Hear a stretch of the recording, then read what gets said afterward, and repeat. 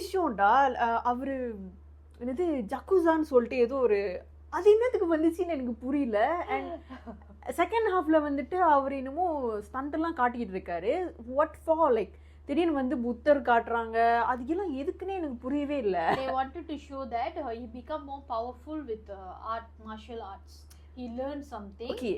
அதத்தான் வந்து அவங்க எஸ்டாப்ளிஷ் லைக் நீ வந்து முன்ன வந்து துப்பாக்கி எடுத்து சுட்டுட்டு போற ஒரு லீடரா இருந்த ஒருத்தர் வந்துட்டு இப்ப செத்து பொழைச்சி வந்திருக்கிறாரு. அந்த மறுபிறவில வந்துட்டு he have learned something, he have mastered a skill. So that அவர் அந்த ஸ்கில்லை மாஸ்டர் பண்ணதுனால உங்களை என்ன வேகமாக போட முடியும் அந்த மாதிரி ஒரு okay. So the thing is okay இப்போ இவங்க சொன்னனால எனக்கு இப்போ ஒரு பாயிண்ட் வந்து ஞாபகம் வருது. ஏன் இந்த சீனை வந்துட்டு why you guys didn't explore like invest to take ஓகேயா சரி மேபி வந்து ட்ரோல் பண்ணுவாங்களோ அப்படின்னு சொல்லிட்டு அவாய்ட் பண்ணிடலாம்.